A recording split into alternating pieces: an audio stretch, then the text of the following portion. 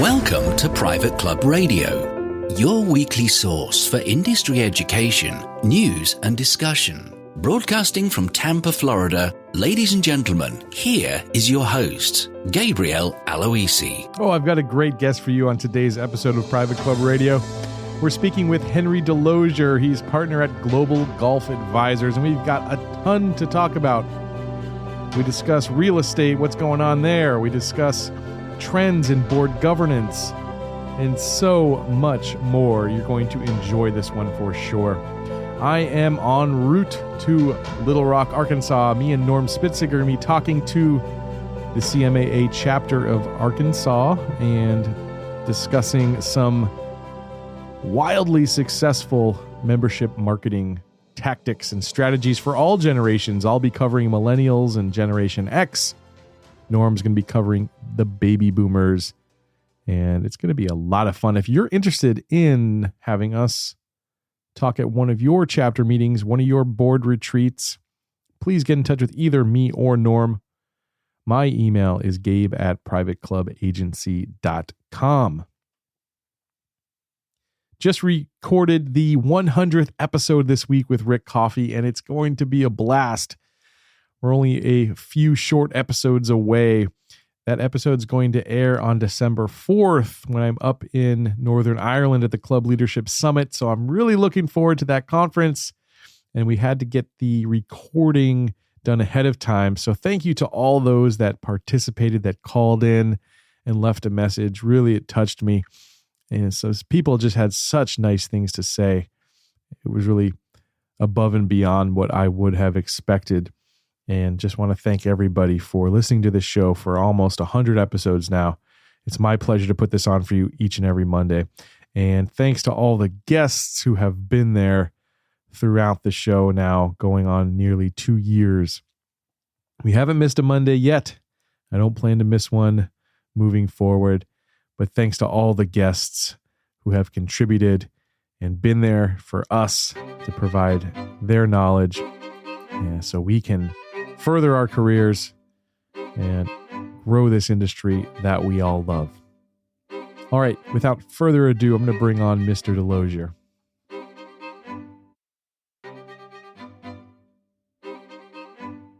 My guest today is Henry DeLozier. He's a partner at Global Golf Advisors. And interestingly enough, Henry was named Golf Inc.'s top 10 most recommended consultants in the golf industry. So it's really a pleasure to have Henry back on the show. We had him about a year ago now, back when we covered the National Club Association's recap show. But it's good to have him back on for a full interview. Henry, welcome once again to Private Club Radio. Thank you, Gabe. Pleasure to be with you. Yeah. So first off, congrats on that honor. I know you received that last year from Golf Inc. What's the secret sauce, Henry, behind all of what you're doing? I'm not sure I know what the secret sauce is. From a cultural standpoint, in our firm, we hope to treat our clients like family. Watch out for them, help them avoid missteps that could create problems for them, and then to help them find their way so that they are well positioned to make good choices about the future. Yeah, that's nice. I mean, it shows through your authenticity, and every time I run across you at some of these industry events and things, and we were just in Riviera together this summer, I always enjoy picking your brain and getting your perspective. So I'm glad you could join us here today to share it with everyone here on Private Club Radio. Pleasure. Yeah. So what trends, Henry, are you seeing impacting our industry right now? You know, the trend that just persists for private clubs is membership recruitment and retention. Mm-hmm. You know, the research our firm has done indicates that about 6.5% of the 4,400 clubs in North America are full with a waiting list. So what's that, 375 to 380 clubs right. Full, have all the members they need, or flipping it around the other way, 93.5%, more than 9 out of 10 clubs are looking for more members, and it's in some cases desperately so. So that's number one. Number two, in terms of trends, is the elevated expectations of club members. Mm-hmm. Club members expect their club to be governed well. They expect the club to have comprehensive strategy like any successful business might. And then the third component that we see that in terms of member expectations is the notion that there is a discernible flight to quality over the last 10 years. It rewards those clubs that are progressively improving their amenities, their programs, their capabilities, and it punishes those that hunker down and don't demonstrate a willingness to move forward. The other trend that is unmistakable in private clubs is the growing commitment to environmentalism, Mm-hmm. and I mean more than proper lawn care or attentive care of greens and grounds. Programs that are causing the club to become an environmental sanctuary. We have so many examples of clubs that have started beekeeping, the clubs where programs to expand the species audit and capability are growing. That's a trend that's clear cut, and I don't see it going away. So those are trends that pop into my mind right off the bat that seem to be recurring in most clubs. Good stuff there, Henry. Now, I know that speaking of environmentalism, you've actually served as chairman of Audubon International, which is a pretty cool little known fact, most likely to most people. Has that always been a passion of yours, and what is that like? I grew up on a farm, so I saw up close and personal how what we do with the land and with the earth that we've been given matters. And so it certainly has been a thing that carried through in my life. And I find it so gratifying in my work to see so many people who are dedicated to creating a safe haven in their clubs, creating a place where families can truly enjoy the natural beauties that their clubs offer. So yeah, it is a theme that kind of carries through, and perhaps I see it because I'm sensitive to it, but I also think I see it because so many other people can see it as well. Sure. Yeah, absolutely. Well, let's get back to one of your main points there in terms of some of the trends that you're seeing impact the industry. You talked about governance.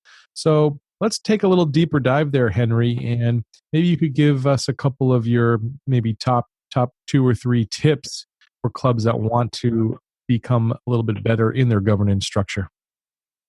Yes, I'd be happy to. The first one is simply the willingness to focus on proper governance. Nonprofit governance is well documented. I'm proud to work with a gentleman by the name of Fred Laughlin, who literally wrote the book, which is the club governance model. Mm-hmm. Fred spent 40 years at PricewaterhouseCoopers leading their nonprofit governance practice. Fred joined Global Golf Advisors several years ago and is really a master in this field. And one of the things that we see happening in private clubs is this move toward the expectation of club members that the club will govern itself in a responsible manner. And responsible means with transparency, with a high level of board accountability, and with a high level of engagement with members, that this is not some unknowable board that sits on high and makes commanding decisions with which everyone else must deal. In fact, now private club members expect their boards to be accessible. And as I mentioned earlier, they expect regular communication that signifies that there is a level of transparency in their dealings. Such basic things as board confidentiality commitment, so that the decisions and activities of the board do not leak out into the bar or onto the first tee. Mm-hmm.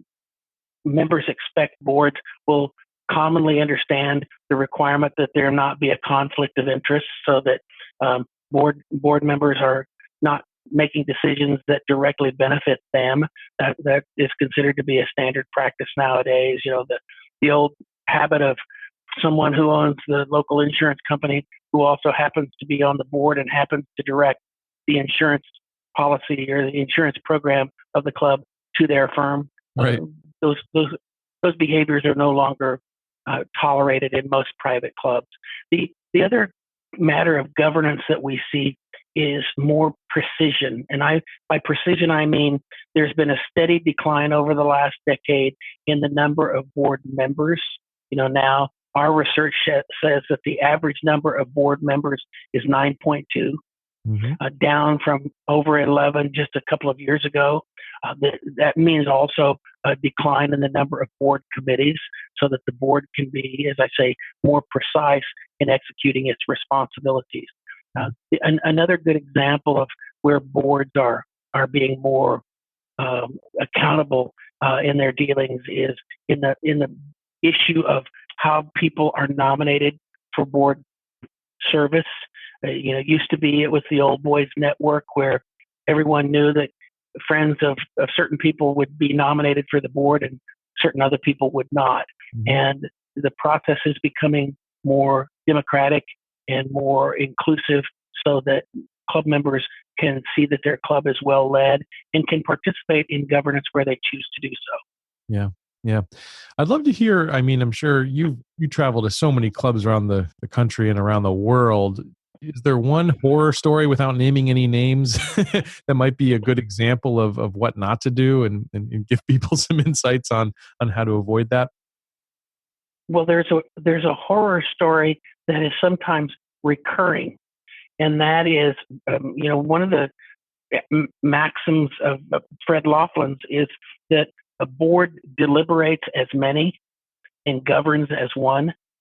In other words, it's understood and acceptable that there should be differences of opinion, that in the boardroom, those boardroom issues should be discussed openly, candidly, certainly respectfully, but there shouldn't be any punches pulled. Once the board has made a decision, however, then the board needs to go forth, and all of the board members need to be able to go to the men's lounge or the first tee, and when put upon by one of their friends as to how the heck did the board make this decision, I know you don't agree with that. The proper answer is, I strongly support the work of the board, and as a member of the board, I support the decision that has been made. And really, that's enough said on that topic, as opposed to, well, I really didn't like this program, and as you know, I'm opposed to it, but it was a pet project of Gabe's, so now we're stuck with it. Right. And that's not responsible governance. So if a board is going to govern as one, it needs to be able to maintain a level of discretion. We see that matter of discretion violated routinely in so many clubs. So without naming names, that's a shoe that fits many clubs. Sure. Yeah. What's the best advice you'd have for going about and kind of changing a culture of that kind of gossip going on, or, those types of backroom conversations? It's a matter of the board members holding one another accountable. Yeah. It's a matter of someone speaking up in the boardroom and saying, okay, tough decision. I know we're not all on board with that. Let's just revisit the fact that we've made a commitment that one of our performance criteria for this board is we're going to maintain a level of confidentiality for what is discussed and decided in the boardroom stays in the boardroom. Is everyone still on board with that and committed to it? Mm-hmm. And then the remarkable thing about private clubs is the word travels fast, and bad news seems to travel even faster. And so then the question becomes, did everyone honor that commitment? Right. Or did someone leave the boardroom and spill the beans? Right. And then the board members need to hold one another accountable that, hey, I thought we had decided this wasn't going to be leaked out. Now I'm hearing about it in the men's grill. Now I'm hearing about it from the moms around the swimming pool. We've got to redouble our efforts and be more discreet and more mutually respectful of the decision making that we do. Mm-hmm. Yeah, right. Absolutely. So under the heading of horror stories, that's one I seem to see a lot. I can imagine. Yeah, I bet. Well, let's change gears a little bit here and talk about. I know another one of your passions and expertise is the real estate market and homes. And so, what are you seeing in the residential home markets right now, Henry? Do you think that we're heading for another bubble? What do you see coming down the pipe? Well, the housing market in many municipalities, in many metropolitan statistical areas, is more inflated now than it was in 2007. Wow. Yeah. There is great demand for housing. There is great demand, especially among affluent people who could afford to live near or be members of a private country club. So this is a great time for private clubs. I've said that for several years now because all of the attributes that drive growth for private clubs are evident. And at the same time, most clubs, 7 out of 10 of the clubs developed in the last 30 years or so, are developed for the purpose of advancing or increasing the value of real property adjacent to the club, whether that's in a resort, whether that's in a private club community. So the activities of the housing market certainly are going to impact private clubs. They have been lifting private clubs for the last several years, really since the recessionary cycle. Yeah. There was a period of time where there was a drag and there was a shortage of supply of the type of housing that people of means would want to buy. That has been good for many club communities. And at the same time, somewhere, I believe, in 2018 or 2019, we're going to see a slowdown that is going to catch some clubs unprepared. The clubs that have not been watching their local market conditions, that have not been tracking sales activity around their club, may find themselves ill-prepared for a market that may soften or slow. And that suggests that, bearing in mind that 9 out of 10 clubs are still looking for more members, the private clubs are well advised to see that your new member pipeline is full, that you have a lot of prospects, that you have many leads coming to the club, because you're going to need those to get you through a tough time. Yep. Yeah. I think you're right on there. Now, I know I'm kind of putting you on the spot here, Henry, but are there any particular areas of the country that you'd be a little bit more bullish about or more bearish about? Well, Florida is really running hot right now.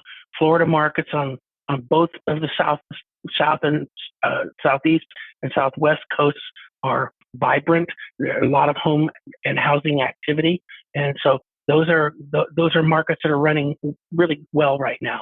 The Texas markets have been modest in the wake of Hurricane Harvey and the impacts from that.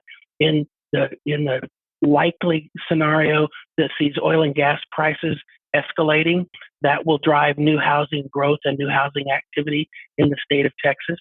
A market like Seattle has exploded. Long a home for Boeing and Microsoft.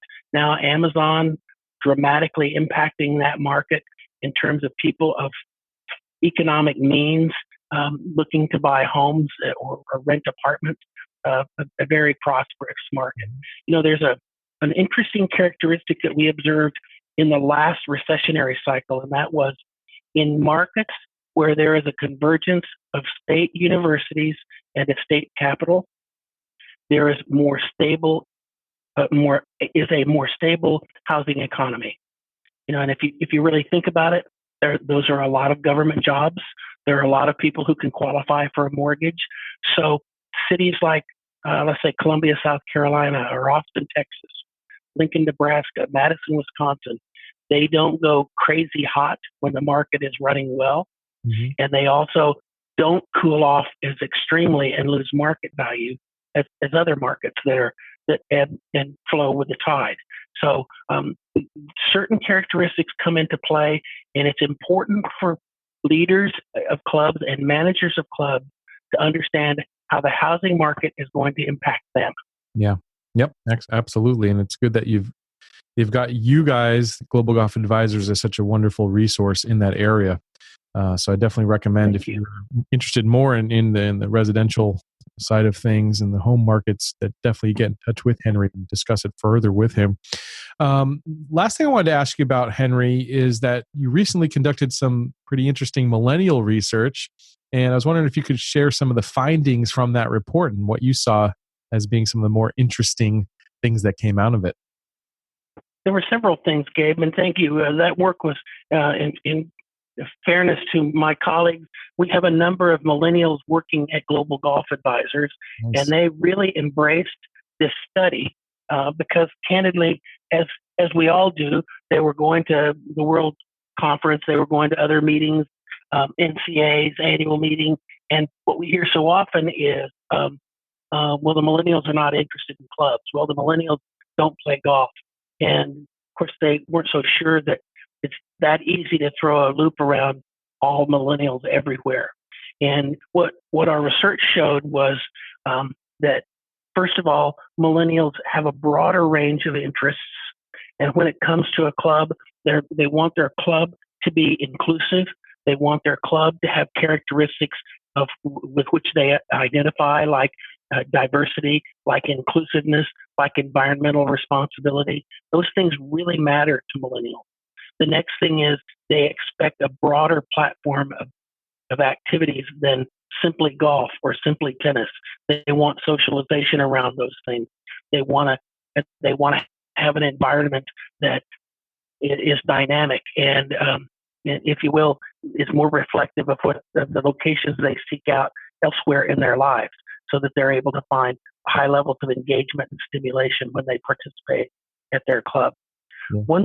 One other finding that came out loud and clear, and that is private clubs matter most to millennials when they start reaching the age, which are those years that are their child rearing years. Mm-hmm. So not necessarily childbearing years, but when a family has a child and they start rearing that child and they want them in a certain socioeconomic setting. They want them to have access to certain programs like junior golf, swim, tennis, and so forth. Then the club really starts to resonate. And again, back to why is it important that private clubs understand their local markets?